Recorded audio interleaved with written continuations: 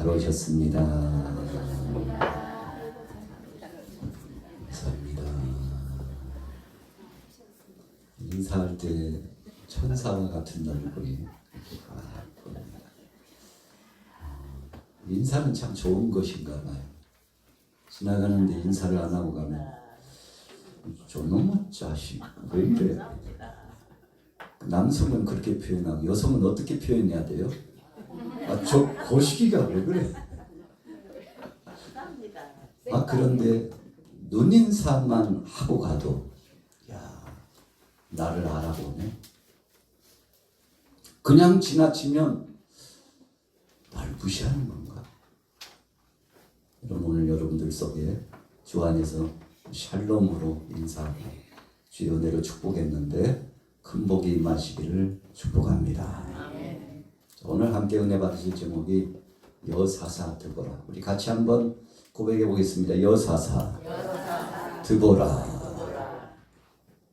드보라라고 하는 이름의 뜻은 꿀벌이라는 뜻입니다. 우리가 사람의 인생이 한 서너 가지로 있는데 그 중에 한 사람은요, 개미 같은 인생이 있어요. 자기를 위해서만 사는 겁니다. 그런데 또 하나를 예를 들자면 꿀벌 같은 인생이 있는데 자기도 먹고 살지만 자기가 먹는 것은 조금 먹어요. 그런데 누구를 줘요? 남을 위해서 다 퍼줘. 사실 자기가 퍼준 거 아니지만 꿀을 갖다 정해놓으면 어느새 누가 가져갔는지 그 주인을 이롭게 하고, 주인만 이롭습니까? 그것을 퍼다가요 다 팔아서, 아유 우리 나를 지금까지 돌봐주신 주인의 가정이 이렇게 꿀을 통해서 득을 본다면 나도 행복하지만 주인도 행복하고 이웃도 행복하니, 여러분 그래서 꿀벌은 자기가 먹는 거 일용할 양식 외에는 다 타인을 위해서 주는 거죠. 또 한 사람은 누가 있다고요? 거미 같은 인생이 있어요. 거미줄을 쳐놓고 벌레가 거기에 다 엉키는 아이고 오늘 좀 건수 좀 내꺼냈구나 하고 그냥 두고두고 피도 빨아먹고 거기는 물질도 빨아먹고 그래가지고 남을 계속 해하면서 사는 인생이 있다는 거죠. 그런데 오늘 드보라 이름이 뭐라고요? 꿀벌이래요. 그것도 성별로 따지면 남성이 아니고 여성이죠.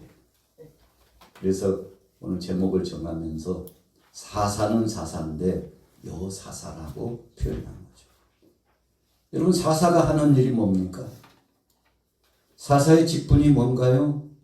사사는 어찌 보면 왕 같고 어찌 보면 선지자 같고 어찌 보면 중보자적인 역할을 해서 제사장 같기도 하고 그런데 아니고, 그래서 하나님 앞에 급함을 받아가지고 하나님이 급하셔서 부리시는 종으로서 귀한 일을 감당해 나가는 이 사람이 첫째 하나님 앞에 영광을 돌리는 자인 줄로 믿습니다. 그리고 두 번째는 나라가 참 어수선하고 소란스러운데 어지러운 이 나라를 회복할 수 있도록 질서를 잡고, 그런데 이 질서를 잡고 회복시키는데 자기 지혜나 자기 능력이 아니고 이로부터 내려주시는 하나님의 능력과 권세를 가지고 정말 지혜롭고 총명되게 사명을 감당하는데, 이 나라에 왕도 없고 이 나라를 다스려 나갈 어떤 사람도 없고 이 나라에 정말 중요한 역할을 감당할 리더자가 없어서 전전긍긍하고 아우성치고 괴롭고 고통스러울 때 하나님께서 급하는 인물을 하나님께서 파송하시는데, 오늘 한 가정에 남편도 있고 또 가정을 이루어서 행복한 가정을 살아가는데, 세상에 그렇게 많은 남성들이 있는데 왜 하필이면 가정 안에서 가정주부 누구를요? 오늘 본문에 드보라를 부르셔가지고 저를 쓰시겠다고 하는 이유가 뭘까? 왜 하나님께서 드보라를 쓰시겠다고 하실까? 드보라를 통해서 무슨 영광을 받으시고자 하실까? 여러분, 세상이 참 침울하고 정말 혼돈의 역사가 진행됐는데, 보통 한 나라가 짓밟힘을 당하면 예전에 역사적으로 이 사사기에 보면 7년 혹은 10년 미만 이렇게 짧은데, 오늘 본문에 보면 몇 년 동안요? 20여 년 동안 짓밟힘을 당했는데, 참 나라가요 토탄의 위기감에 빠졌어요. 애굽의 바로 왕이 변심해가지고 보내줬던 이스라엘 백성들을 다시금 잡아오라고 할 때 성경에 보니까 철병거가 몇 승이요? 6에다가 10을 보태야 돼요. 100을 보태야 돼요. 600승을 급합니다. 애굽이 어떤 나라예요? 대단한 나라입니다. 그 주변국을 호령하는 나라입니다.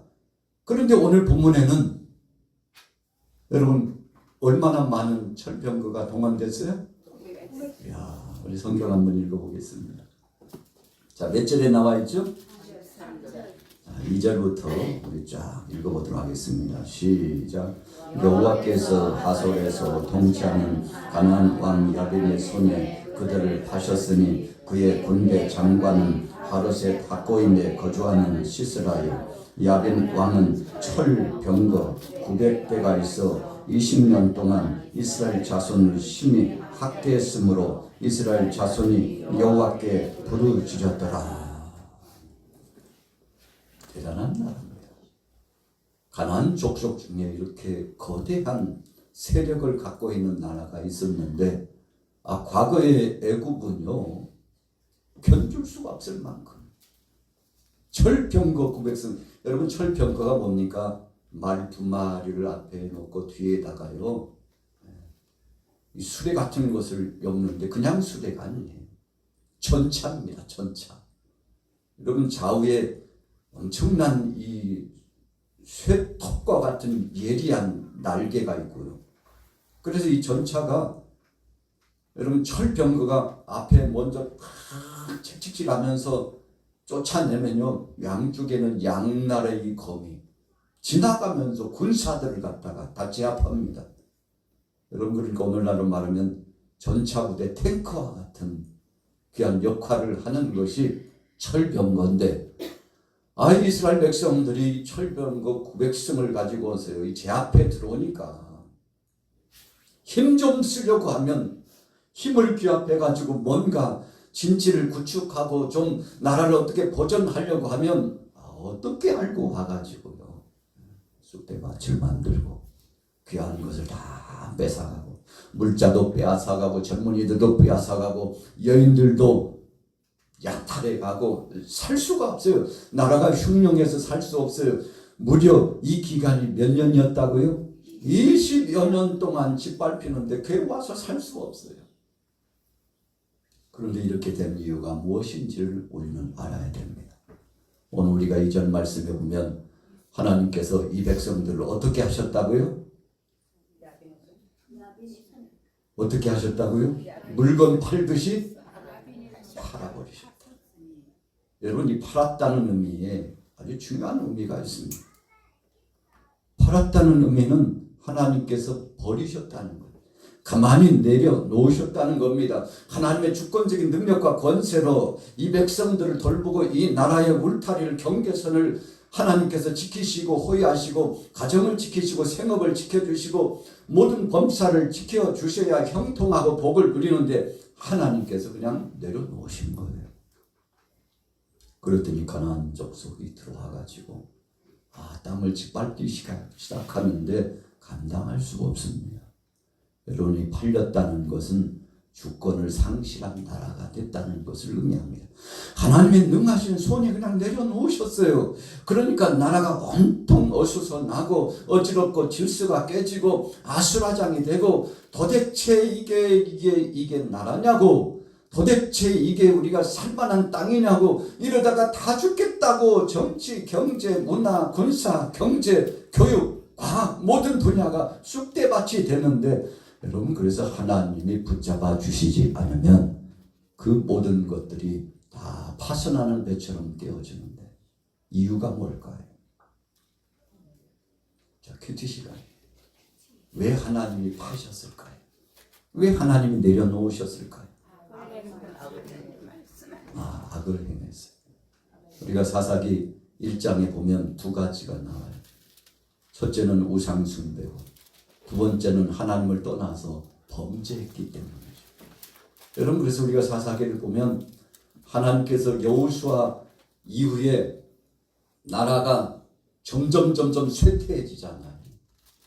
믿음의 용장 여호수아가 하나님 앞에 부름받고 난 다음에 이 하나님 앞에 부름받기 전에 당부를 하잖아요. 여러분들 절대 해서는 안 될 것 한 가지가 있다면 우상 숭배입니다.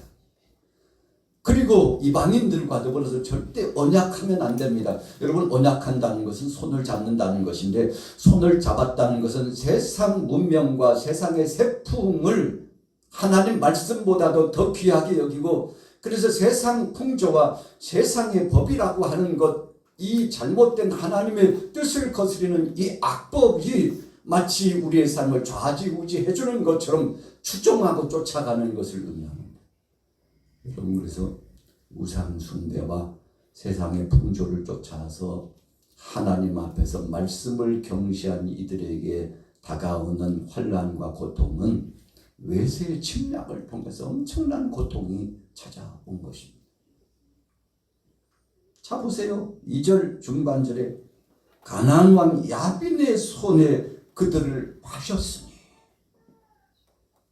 북이스라엘이 멸망당한 이후에 약 130여 년 있다가 남유다가 멸망당합니다.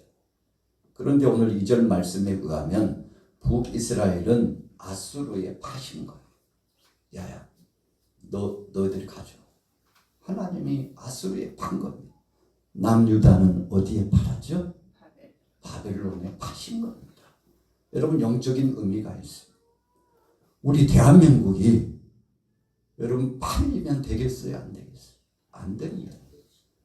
여러분 나라가 건재하고 왕성한 것 같지만 우리가 한순간은 나라가 주권을 상실하고 마치 외세 외압에 의해서 좌지우지되면 그거 팔린 거나 다름없습니다.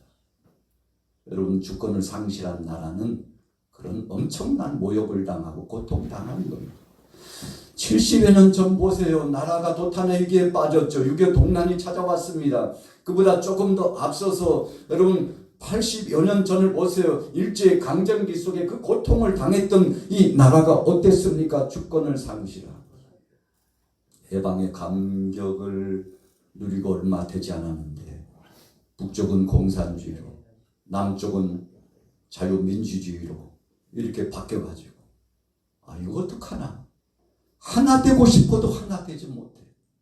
여러분 북쪽의 사상이 다르고 남쪽의 사상이 달라요. 주관하는 자들이 달라요. 그래서 하나 되고 싶어도 하나 될 수 없는 서름과 고통 가운데 남과 북이 우리 대한민국의 이 간절한 소원과는 전혀 상관없이 갈라졌습니다. 여러분 누가 합의를 해줬나요? 누가 남북을 갈라놓았나요? 우리가 힘이 안 돼요. 여러분 가만히 하나님께서 내려놓으시니까 일제 강점기 동안 36년 동안 나라가 팔렸는데 얼마 지나지 않아서 또 나라가 팔리듯이 여러분 이렇게 참 침탈함과 고통을 당해가지고 둘로 갈라진 것도 서럽고 마음 아픈데 얼마 지나지 않아서 6.25 동란이라고 하는 처참한 남북의 피비린내 나는 전쟁이 발생됐어요. 도대체 누가 조장한 겁니까? 누가 앞장선 겁니까? 누가 전쟁을 일으킨 겁니까? 여러분 역사의 무대 속에 보면 이 사람이 그랬고 저 사람이 그랬고 그 사람 나쁜 사람이야 이야기할 수 있지만 그러나 우리가 오늘 본문 말씀 사사기 4장 2절 말씀에 의해서 영적인 의미로 보면 하나님께서 가만히 내려놓으신 거예요.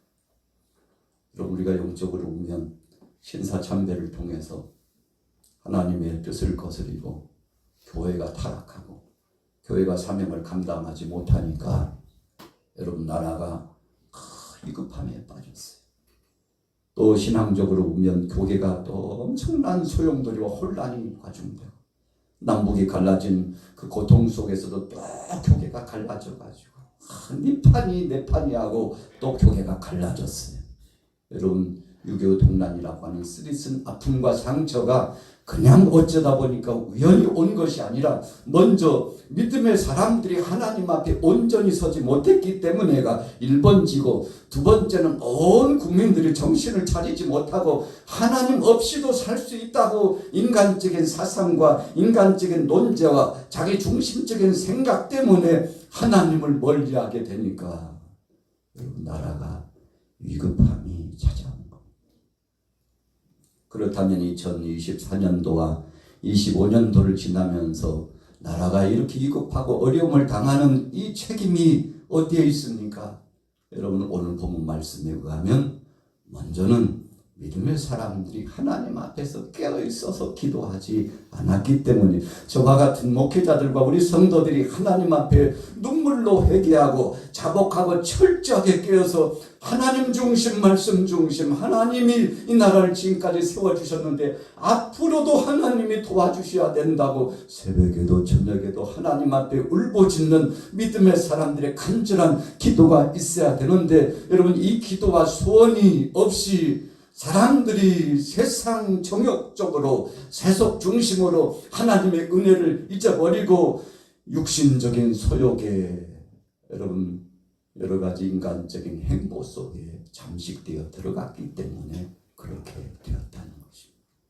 여러분 적어도 우리 믿음의 사람들은 신앙적인 관점을 가지고 세상을 보는 눈이 열려야 되고 여러분 저와 여러분들이 주님 앞에서 주여 바로 우리가 기도하지 못해서 그런 것이오니 주님 우리 한국 교회를 우리 교회를 우리 가정을 내 믿음을 회복시켜 주시고 또 더 나아가서 우리 대한민국도 회복시켜 주셔서 모든 것들이 원상으로 회복시켜 주님 역사하여 주관해 주시기를 원합니다.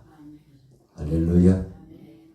오늘 사사기 4장에서 눈을 씻고 봐도 나라를 이끌어갈 만한 지도자가 보이지 않아요. 믿음의 사람 보이지 않아요. 엎드려 식음을 전폐하고 하나님 앞에 금식하며 기도하는 정말 하나님께서 찾으시는 그 사람이 보이지 않아요. 야 어떡하나 내가 보낼 만한 사람 없을까? 여러분 그래서 선택받은 인물이 오늘 꿀벌이라고 하는 이름의 의미를 가진 드보라가 부름받은 것을 믿으시기 바랍니다. 여러분 그래서 하나님은요 누구를 통해서도 역사하십니다. 아이고 하나님 저 아니면 안 되잖아요. 아유 그래도 쓰려면 인물도 그렇고 권세도 그렇고 물질도 그렇고 배움과 학식도 그렇고 이만한 사람을 하나님 쓰셔야 되는 거 아니에요.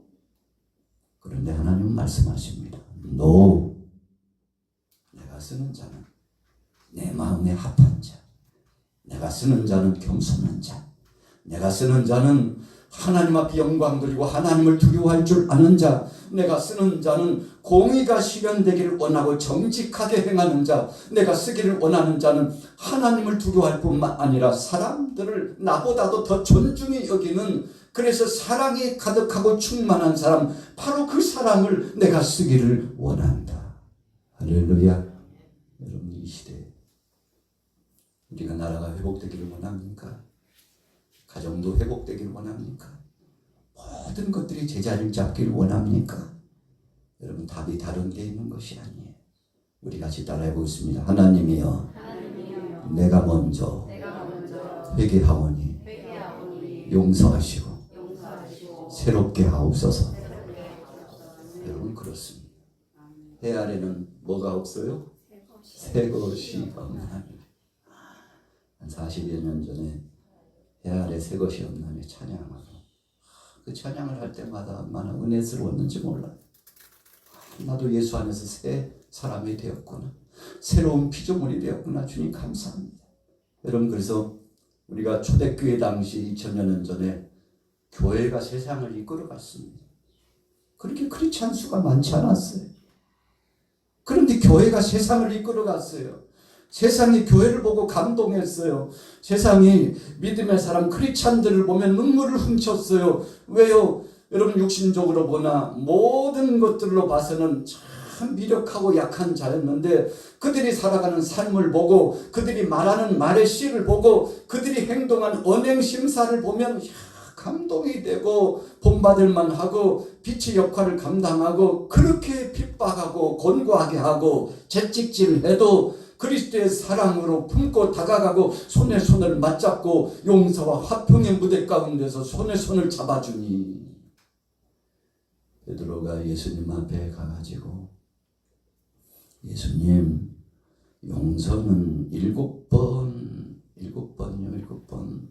하면 되죠. 그랬어요. 그랬더니 예수님이 뭐라고 답하셨나요? 70번씩 7번이라도 용서해야 된다. 여러분 그 당시에 7번 용서하는 것은 진짜 잘하는 겁니다. 우리가 화가 나고 분이 막 이 속에서 꿈틀거릴 때요. 참을 자 몇 번? 3번만 참으면 이길 수 있어. 그런데 베드로는 몇 번이라고 그랬어요? 7번. 주님, 아유 베드로는요 한수 위에 한수. 그런데 예수님은 뭐라고 말씀하셨어요? 야, 490번도 부족해. 490번도 부족해. 무슨 뜻이에요? 용서 못할 일은 없다는 거예요. 뭘로 용서해요? 십자가로 용서한다. 그래서 1만 달란트 비유의 말씀을 통해서 내가 너를 탕감해 준 것처럼 너희도 탕감해 주었으면 좋겠다 하고요. 1만 달란트 탕감받은 사람이 나갔는데 자기에게 100대 내려온 세 발이 비죠. 비교도 안 돼. 그거 갚으라고. 동관을 붙잡아가지고 오늘 그냥 온전치 못할 것이라고. 그 이야기가 탕감해 주신 그 주인에게 들어가가지고 나중에 불러가지고 다 되돌리라고. 너도 네 동관에게 그랬던 거죠. 다 되갚으라고. 이게 무슨 뜻입니까? 네가 형제를 용서하지 않으면 하늘에 계신 아버지께서도 너를 용서하지 않을 것이요. 너희가 형제 자매를 용서하면 하늘에 계신 아버지께서도 너희를 용서하시리라. 이 주님의 말씀이요. 그대로 응하는 거예요. 여러분 그렇다고 보면 오늘 우리 크리스찬들이 이 시대에 정말 소용돌이 치는 이 시대에 정말 이 용서와 사랑하는 마음을 가지고 예수 그리스도의 십자가의 마음을 가지고 나가고 있나요? 그래서 나가서 이 십자가의 은혜를 외치고 있나요? 그리고 이 은혜를 선포하고 있나요? 그래서 우리는 하나님 안에서 하나 되었다고 믿음으로 사랑의 공동체라고 이 나라가 온전하게 되려면 우리가 먼저 하나님 앞에서 죄를 자백하고 그리고 나가서 상대를 용서하고 배려하여 사랑으로 함께 손을 맞잡지 않으면 나라의 회복도 없고 가정도 공동체도 회복이 없다는 이 진리의 말씀을 우리가 정말 인정하고 믿음으로 받아들이고 있느냐 이겁니다. 여러분 정말 그렇게 하고 있나요? 그렇게 하고 있지 않다면 문제가 심각한 겁니다. 그에 대한 답은 앞으로 회복은 없을 가능성이 훨씬 더 많다는 경고의 말씀을 적어도 오늘 본문 말씀을 통해서 하나님께서 주신 겁니다. 자 보세요. 본문으로 돌아가겠습니다. 자 3절부터 읽습니다. 시작.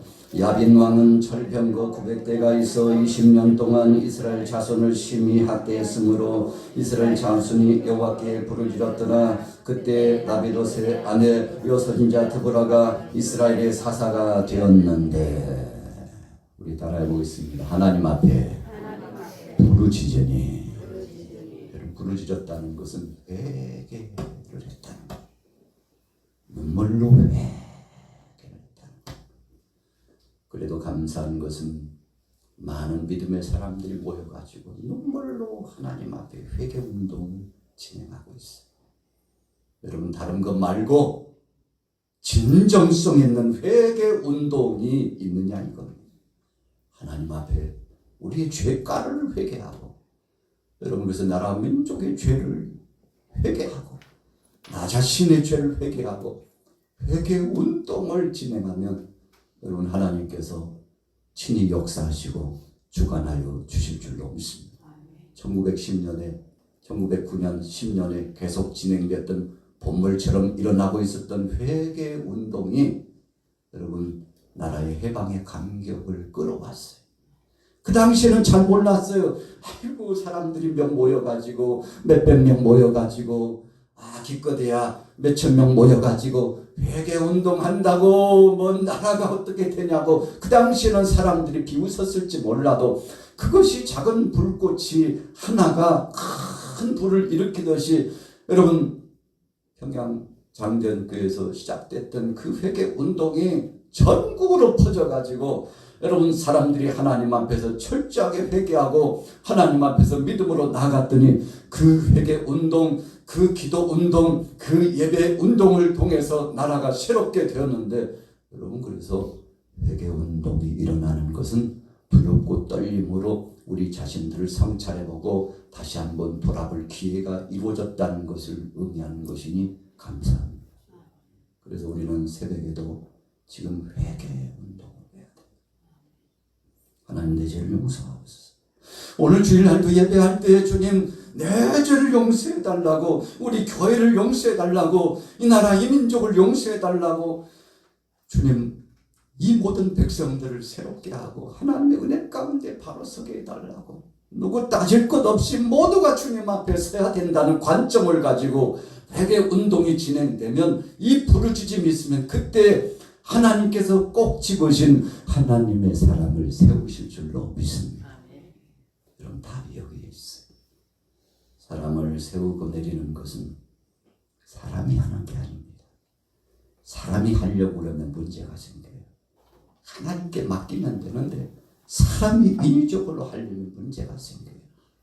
여러분 교회에서도 파당이 일어나고 가정에서도 분파가 일어나고 공동체가 모임을 가졌는데 뭐 총무가 어쩌느니 회장이 어쩌느니 오합지졸이 되고 뭐 회계복을 그따위로 하느냐고 막 아이고 막 그냥 싸움 막질이 나가지고 연말만 되면 모임이 아이고 그냥 그는 뭐 왜 돈 때문에 싸우냐고 우리가 왜 그러려고 돈을 모았냐고 여러분 합당하지 않죠. 그러나 서로 공동체가 서로 손에 손을 붙잡아주고 하나같이 되면 여러분 얼마나 보람되고 복된 역사입니까? 오늘 부르짖었어요.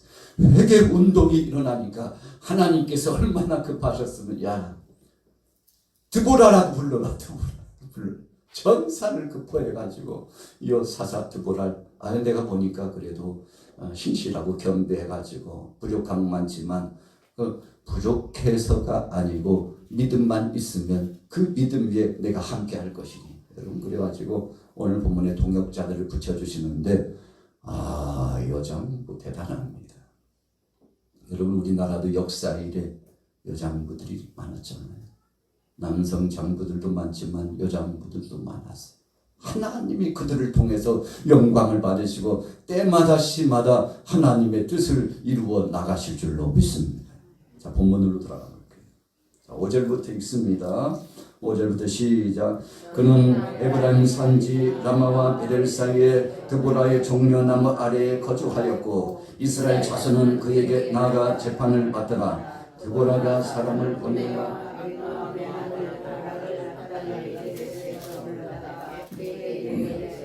이스라엘의 하나님 여호와께서 이같이 명령하지 아니하셨더냐. 너는 납달리 자손과 스불론 자손 10,000명을 거느리고 다볼산으로 가라. 내가 야빈의 군대 장관 시스라와 그의 병거들과 그의 무리를 기손 강으로 이끌어 내게 이르게 하고 그를 내 손에 넘겨주리라 하셨느니라.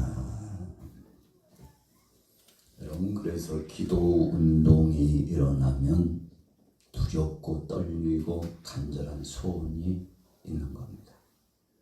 하나님께서 오늘 드보라를 부르셔가지고 드보라와 함께 일할 동역자를 오늘 세우시는데 여러분 바락을 세워가지고 드보라가 명령합니다.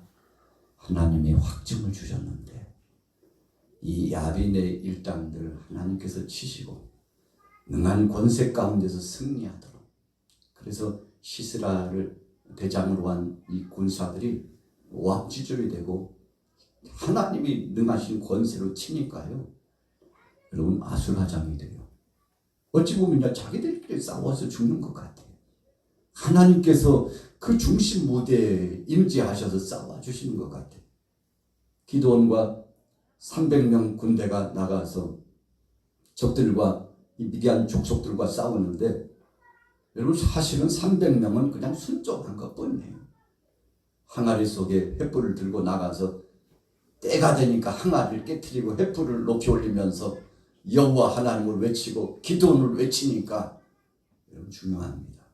하나님을 외쳤다는 것은 하나님의 권세와 그 권위를 인정하고 믿음으로 고백하는 것이요, 기도원을 외쳤다는 것은 하나님이 세우신 종을 통해서 역사하신다는 하나님의 섭리적인 관점에 순종하고 하나님의 영적인 권위에 순복하고 믿음으로 단합했다는 것을 의미해요. 야, 칼 좀 준비해, 방패 좀 준비해, 이러지 않으시고 항아리와 횃불을 준비해. 그리고 일정한 시간이 때가 되면 일제히 탄압하여서 하나님 앞에 영광을 돌리고 고백하라고. 여러분 그거 외에는 한 일이 없어요. 그랬더니 미디안 족속들이 자기들끼리 싸우다. 여러분 전쟁에도 보면요, 심리전이라고 아주 중요합니다. 가장 지혜로운 사령관은, 대장은 적진들이 자기들끼리 싸워서 심리전으로 위축돼 가지고 여러분 거기서 결국은 그 모든 것들이 이제는 승산이 없다고 생각하고 뒤로 후퇴하거나 전쟁을 포기하거나 자기들끼리 싸우다가 끝나거나 이렇게 하는 것을 유혈입성이라고 하는데 참 지혜로운 거죠. 여러분 그래서 전쟁은 90%가요 심리전이에요. 전쟁이 일어나기 전에 심리적으로 하나님께서 역사하셨는데 오늘 본문에도 마찬가지예요. 하나님께서 드보라에게 응답하셨어요. 바락에게도 확증을 주셨어요. 그러면서 시스라를 중심으로 한 이 적들이요 오합지졸이 돼가지고 결국은 여러분 900승 다 어디 갔나요? 그 전차 부대 다 어떻게 됐나요? 하나님의 능하신 권세로 꽉 쥐어버리시니까 꼼짝달싹도 못하고 여러분 하나님의 백성들이 승리의 결선가를 누리게 되지 않습니까? 우리 같이 따라해 보겠습니다. 하나님이 하시면 승리합니다. 우리 대한민국도 마찬가지. 여러분들이 정말 믿음으로 기도하고 깨어있으면 하나님의 손이 간섭하시기만 하면 언제 그랬냐는 듯이 여러분을 회복시키고 영광되게 하고 복되게 하시는데 그날을 소원하며 하나님 앞에 맡기고 눈물로 기도하여서 승리하게 되시기를 예수님의 이름으로 축원합니다. 자, 결론 내려볼게요.